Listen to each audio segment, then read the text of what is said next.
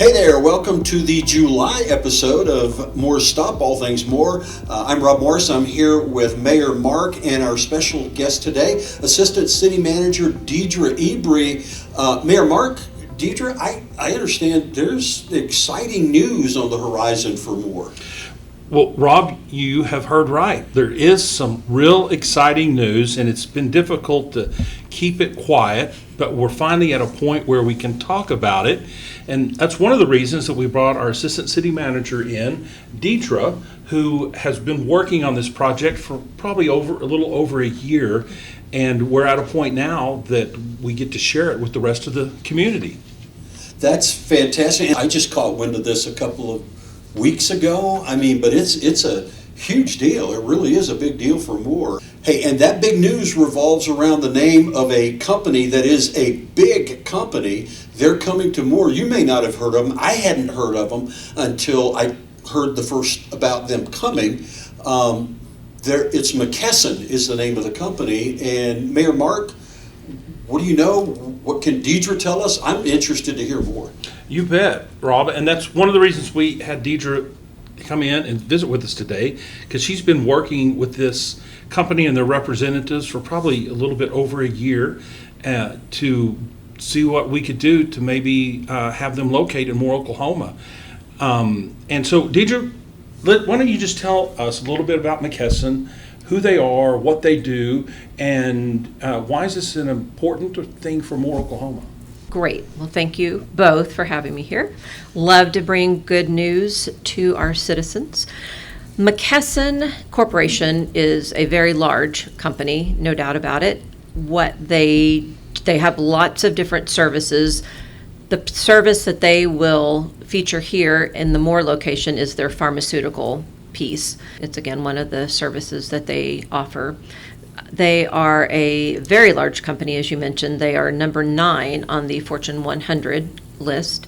And that's, of course, very exciting to get a Fortune 100 company, but this is a Fortune 10 company. And they've vacillated in the Fortune 10 for quite some time. So they've been a little higher, a little lower.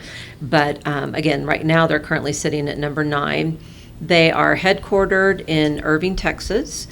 And they currently have a very small facility in Oklahoma City over by Will Rogers World Airport. And they are operating there doing distribution. So again, they are not the makers of the pharmaceuticals, they are the distributors of the pharmaceuticals. So the makers manufacture the product, ship it into McKesson. McKesson then takes it, breaks it down into smaller batches, and then they deliver to the end user. So they would deliver to the pharmacies, then to the customer from there. So again, large company. They have over 80,000 employees worldwide. They are international, actually. And it's just, again, an incredible story of having land. Obviously, they needed a 25-acre site, and we had 50 acres that was available to the northern side of our city limits. So the site is exactly what drove them here initially. And there were sites in 4 other states, including Oklahoma, and there were other sites in Oklahoma. So it was very site-driven, and we just continued to bubble to the top every time that there was a cut based on finances or based on labor market or, again, cost of doing business within a state. Oklahoma continued to rise to the top. In some areas we were higher, in some areas we were lower, and of course that's the job of the site selector to, again, offer to the company what city is ultimately the best city to do business in. So, and let me interrupt you real quick. Sure. So just to get a better understanding of what this company does, and this will be a distribution center, so it's not, things aren't being manufactured there. Right. They will be shipped there and then distributed throughout this district that this distribution center will service. And the way it was explained to me, if you have to go to the hospital and you get one of those wristbands, anything from that point on has probably gone through a distribution center that's operated by McKesson. So it's absolutely, it's all of the things that the hospital needs to run and to operate, as well as they do provide prescription medications to various pharmacies throughout the region. So it's primarily, I guess, maybe 100% just medical type supplies that they provide to various consumers or customers throughout the region. That's it, 100%. And again, this one is specifically the pharmaceutical piece, but a lot of things can be under that umbrella considered pharmaceuticals.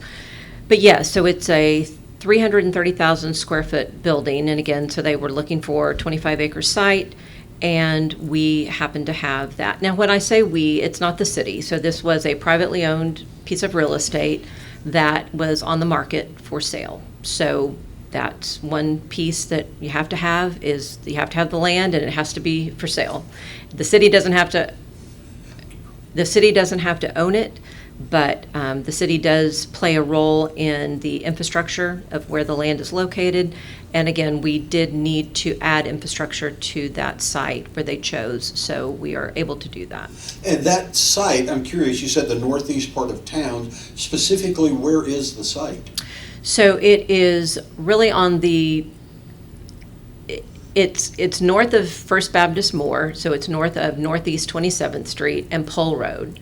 So we are adding a new street for the purpose of this facility. So it will be Northeast 35th Street is the new industrial road that will be built.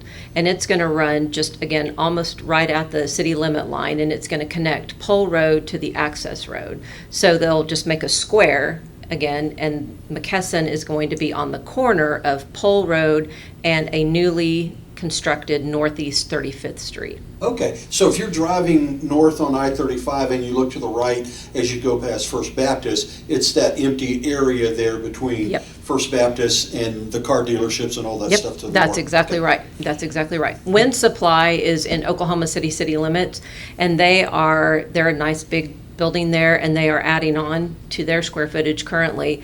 So it's going to be just to the south and then a bit to the east of where that is. Okay. Closer to Pole Road?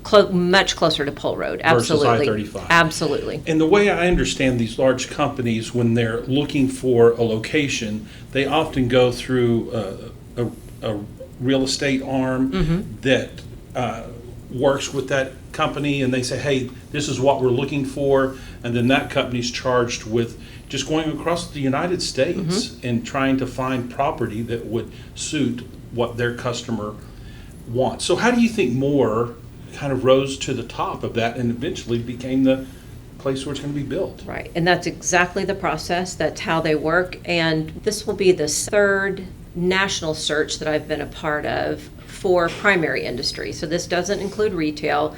Retail is a side of economic development that we're all very familiar with, and it's the part that we feel most comfortable probably with because we shop in these locations. And that's been primarily what I've been focused on, being here almost 25 years. Bringing to our economy is the retail side of things. This is primary industry. So this is, again, jobs, high-paying jobs, quality jobs with benefits. And the value of that is, again, the jobs and the square footage and the property taxes that these can yield. So 3 different national searches that I've been a part of. And again, it usually starts with the Department of Commerce. So a site selector, and all 3 of the searches that I've been a part of were driven by a site selector. They will reach out to different departments of commerce within different states, and they first want to know what state incentives are available. So the state of Oklahoma has a few incentives that McKesson was able to take advantage of.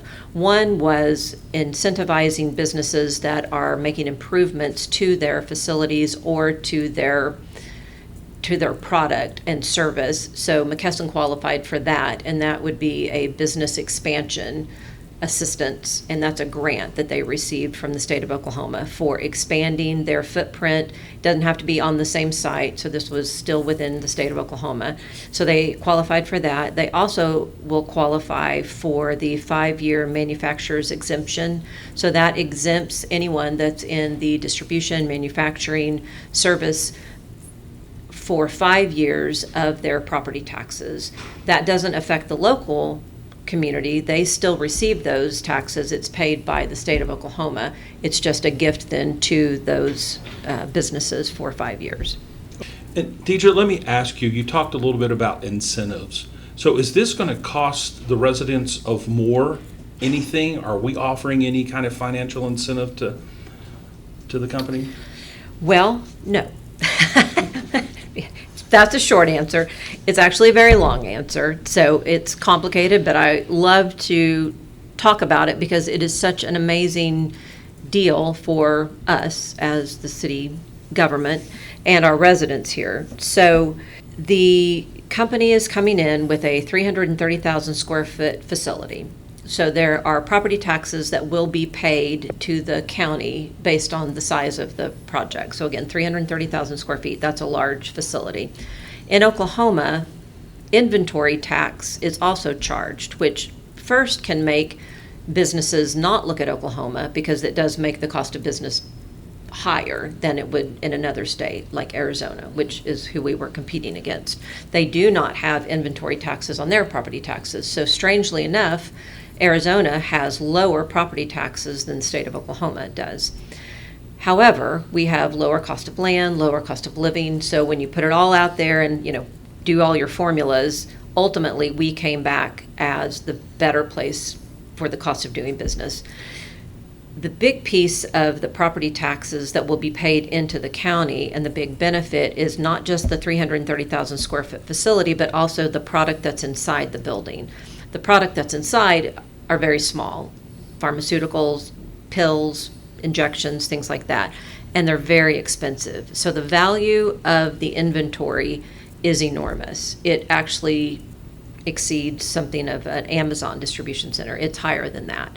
So they will be paying taxes on a very, very, very highly valued inventory. And all of that goes into Cleveland County through property taxes. Exactly, through property taxes. So there's a value there. Obviously, it goes to the property taxes, but then it also then makes the property taxes that we pay not have to be as much because it's absorbing some of that. It's taking the load off of the existing built-out environment that's already here.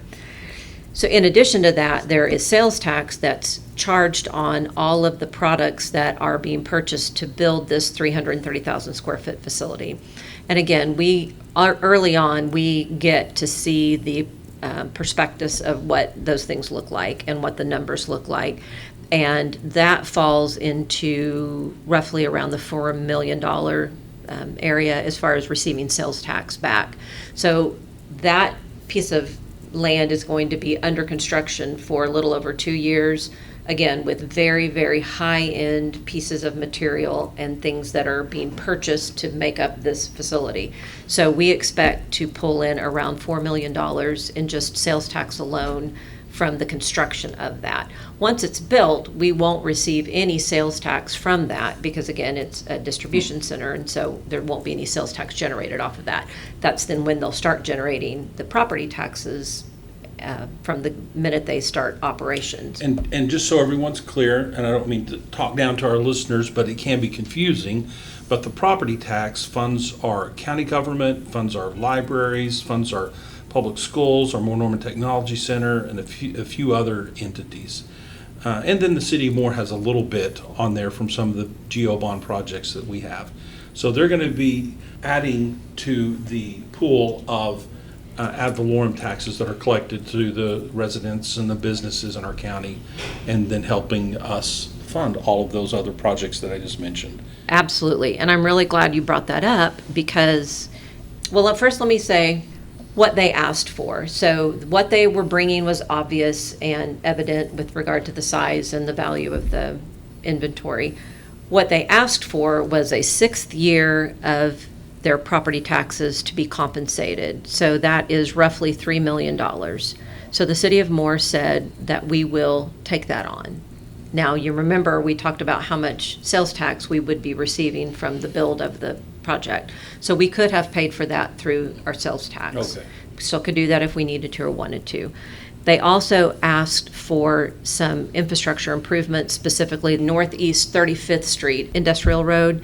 That was one item that they needed, and that is estimated to be around a $3 million development, and then they asked for improvements to Pole Road along with signalization at 27th Street. That was already planned for the city, so all of that just sped up along with improvements to 27th Street, drainage and things like that. So we will pay for all of those things with what's called a tax increment financing district, which basically takes those ad valorem dollars that would go to those county entities and puts it into a fund, basically, which then pays for these improvements. All of those entities had to approve that, and so that's how the TIF was created, and they all sat on the TIF committee. Well, I mean, I'm just stunned to have a company of this size to hear this news. I mean, honestly, it's not as sexy as a Buc-ee's, but the impact seems to be much, much more profound than something like a Buc-ee's would be. What I really want to hear is the timeline. When are things going to start up? But we need to take a break. And so when we come back, get ready for some questions about construction timelines, all of the kind of the practical things that we can expect over the next 2 years as they break ground and begin to build and these road projects begin to happen. So we'll be right back after this. Beat the heat in July. Don't miss the big mom and son party at the pool. This event will take place on Friday, July 17th from 6 p.m. to 8 p.m. at the Station Aquatic Center.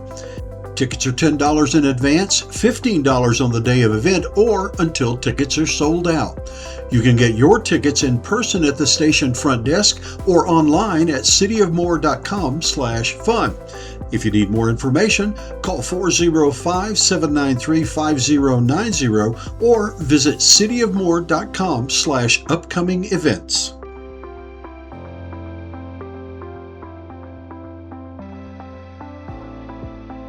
Hey, welcome back. We are sitting here talking about McKesson coming to town, and a Fortune 10 company, big development, lots of impact for more. Mayor Mark, like you, I'm kind of sitting here thinking, hey, when do they break ground? When do things get rolling on this thing? Exactly. And so, Deidre, tell us, what do we see as the timeline? I understand with construction, nothing has real hard dates. It kind of depends on weather and things that are beyond our control. But what does the timeline look for this? That is a great question. So they have already broken ground. They are currently working and have started the project. We will do a ceremonial groundbreaking tomorrow, which would be June 23rd. Today is Monday, tomorrow's Tuesday, doing a ceremonial groundbreaking. And then it will go on for quite a long time. People will be interested to know that the building will go up relatively quickly, so let's say within maybe even a year's time, a little bit before that.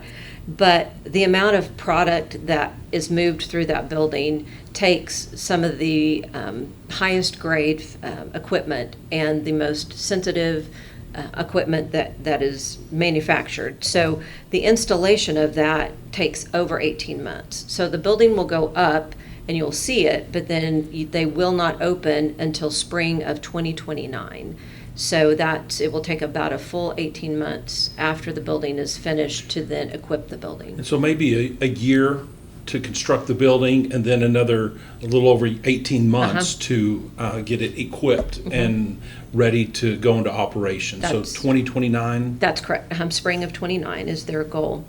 And you said 300 and some odd square feet, 300 something thousand square feet. 330,000 square feet, and it's $179 million capital expenditure. So once it's completed, again, the expenditures for just that facility is $179 million. Is there a building that people would immediately recognize if we said, if you're looking for something in scale, that, here's something that it would be about the size of? I would say it's 2.5, 3 times larger than our Costco, and it's about half the size of one of the Amazon distribution centers, from what I recall. That's pretty big. Very large, very large. And I'm so impressed at how beautiful it is. It really is a gorgeous building. There's lots of windows, and it looks very professional. It is light industrial is what it would be considered, so it's not heavy at all. It's all enclosed. There's no outside storage.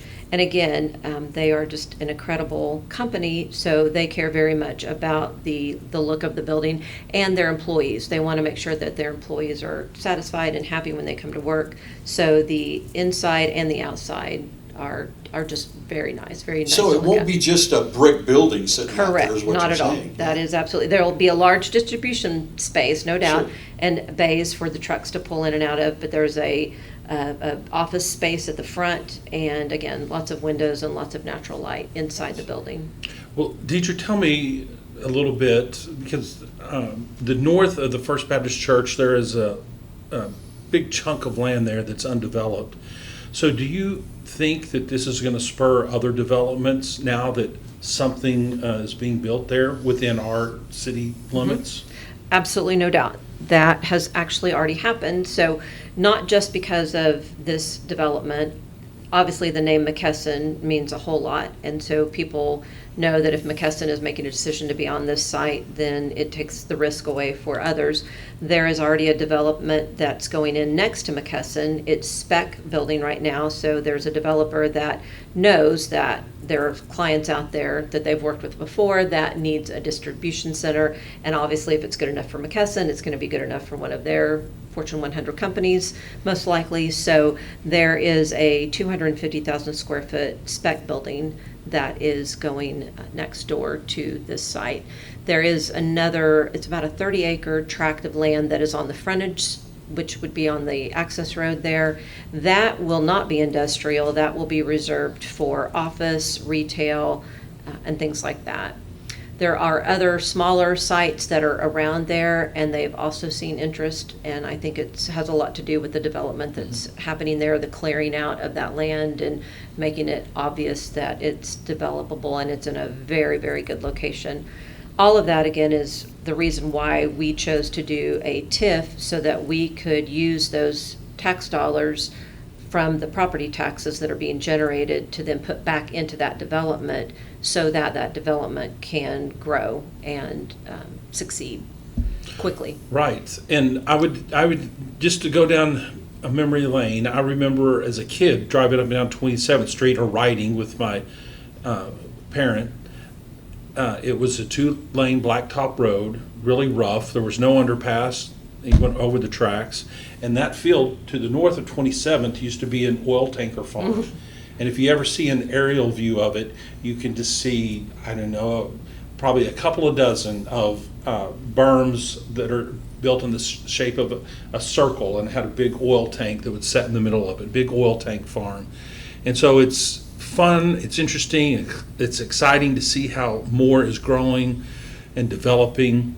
And the thing that I sometimes will encounter, it's not always embraced by everybody. But what I always tell people is, well, it's going to happen. So we as a city elected officials, and then our executive staff and all the other, work really hard to ensure that it's something that fits within our community, and then all of the issues that happen when you build things. So more is going to continue to grow, and we want to manage that growth, and we definitely want to have businesses that are going to come here. They're going to only make this a better place and allow us to continue to support police, fire, and all the infrastructure and things that we have come to like in our cities. So Deidre, do you have anything else that you'd like to add, or something we didn't ask? I just would say that this is by far the largest project that I've worked on. It's probably the longest project.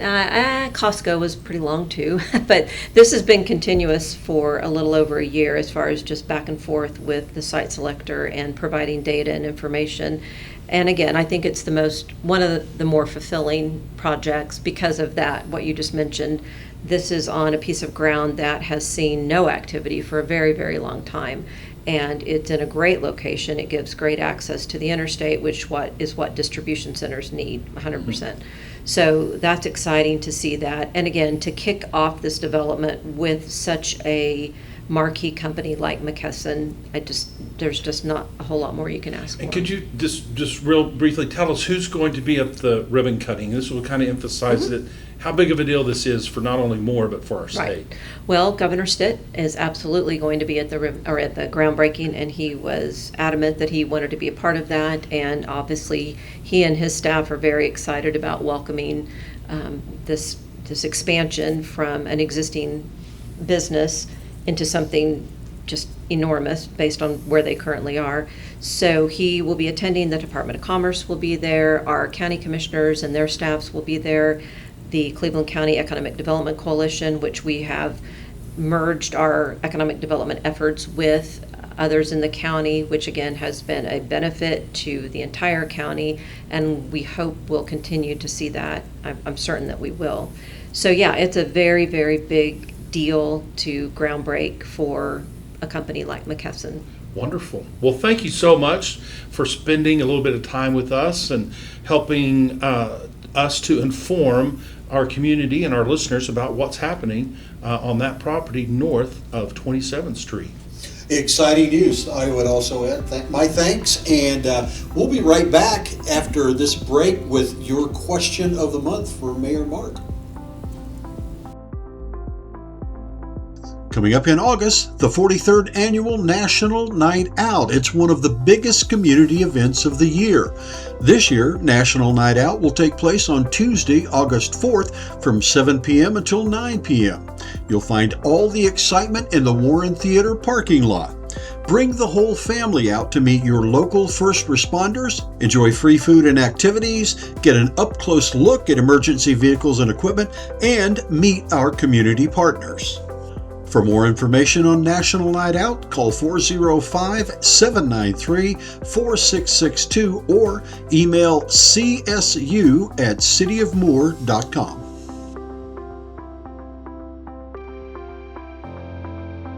Hey, welcome back. We're at our last segment for the July episode of Moore Stop. Mayor Mark, what are people really interested in hearing about? Yes, I do have a question that Beth LaFar Beam had asked. And her question is, what's being built by the Taco Casa on River Walk Road? And I'm happy to announce that a Paris baguette is being built there. And if you look at their website, they've already got listed that it's coming soon. Now, I don't know when it's going to open.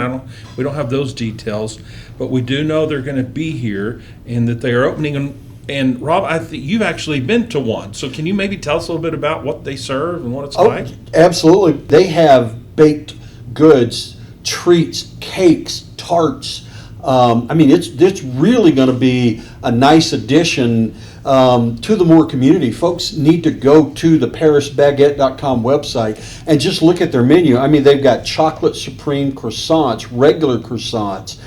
They have strawberry croissants. And those are just the croissants. They have things that I can't pronounce because they're French, like the feuilleté au chocolat. Oh, yeah. I didn't even get that.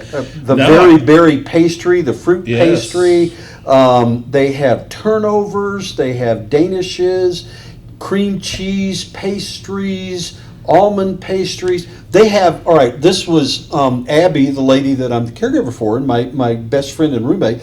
She loves their sweet potato pastry. It doesn't sound like a great thing, but sweet potato pastry. They have tiramisu. They have cakes. Just all sorts of things. Oh, and sandwiches too. I haven't had any yet, but they do have sandwiches and quiches and salads and things like that too. So it's going to be a really, really nice addition to the Moore community.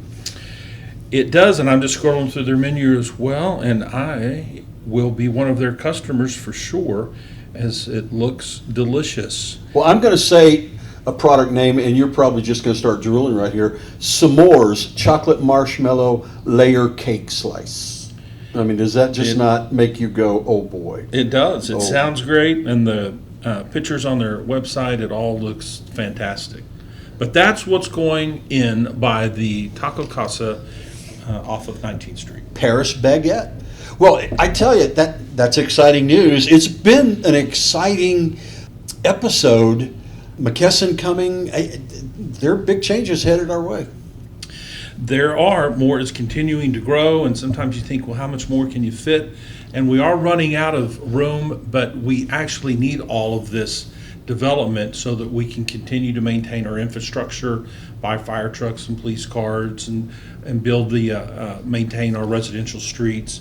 It just is takes a lot of money to run a city. So I, as the mayor, am excited about all the things that are happening here, and Moore's still a wonderful community to live in and visit. So if you don't live here, we'd love you to come and visit our old town, or go down to 19th or up on 12th Street, really just the whole city, and just check it out. And you mentioned Old Town. There are things bubbling within Old Town over the next year that we're going to see as well. There is, and those will be some future podcasts that will be coming up. And this will be released, I don't know if the 4th of July will have happened by the time this is released, but if it isn't, be sure to go out on July 4th to the Buck Thomas Park, or what is commonly known as 12th Street Park. And we're going to have a fantastic 250th celebration of America's birthday, and it will be a fireworks show. There will be drones in this fireworks show, and there's a grand finale. But don't leave right after the grand finale, because there's something a little special coming your way. And I will just add to that yes, this is a great community. I love living here. People are great. Cities are great. And these are fun times. And want to thank you, because you really have embraced this podcast. Listeners and users, downloaded and listening. And feel free to send us emails, comments, questions, anything that's on your mind. We would be happy to try and answer those as often as possible. So until next month, thank you for joining us for more stuff. We'll see you next month. Have a great month.